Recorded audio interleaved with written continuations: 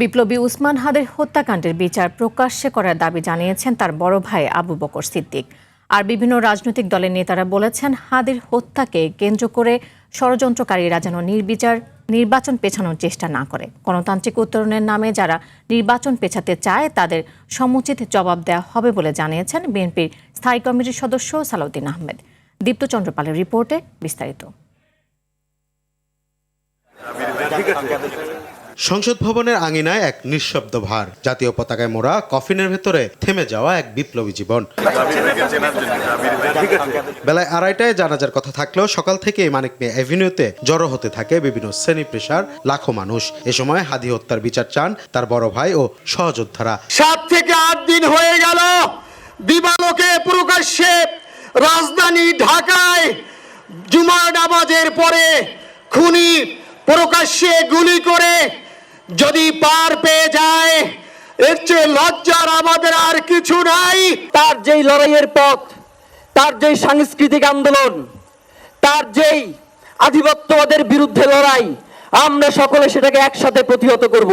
বিএনপির স্থায়ী কমিটির সদস্য সালাউদ্দিন আহমেদ বলেন, কিছু পতিত ফ্যাসিবাদ শক্তি এবং নির্বাচন বিরোধী ষড়যন্ত্রকারীরা হাদির হত্যাকাণ্ডকে রাজনৈতিকভাবে কাজে লাগানোর অপচেষ্টা করতে পারে। যারা নির্বাচনকে বাধাগ্রস্ত করতে চায়, এদেশের গণতান্ত্রিক উত্তরণকে যারা বাধাগ্রস্ত করতে চায়, কণ্ঠকাঠিন্য করতে চায়, তাদেরকে আমরা সমুচিত জবাব দেব গণতান্ত্রিক উত্তরণের প্রক্রিয়াকে সহজতর করে।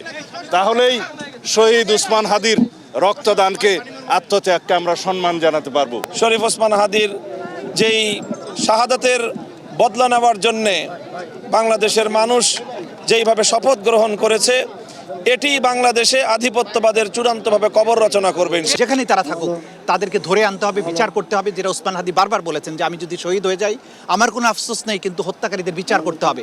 জানাজার পর তাকে নিয়ে যাওয়া হয় ঢাকা বিশ্ববিদ্যালয়ের কেন্দ্রীয় মসজিদে। এ সময় জাতীয় কবির সমাধি চত্বরে চিরনিদ্রায় শায়িত হন বিপ্লবী ওসমান হাদি। সম্মাননা জানালেন সারা দেশবাসীর পক্ষ থেকে এবং আশা করছি যে তার এই আদর্শ আমাদের প্রজন্ম থেকে প্রজন্মতরে মানুষকে অনুপ্রাণিত করবে।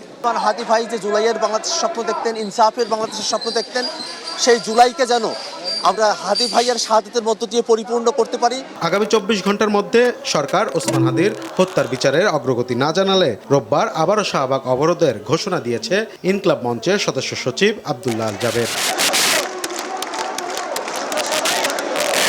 দীপ্ত চন্দ্রপাল, RTV, ঢাকা।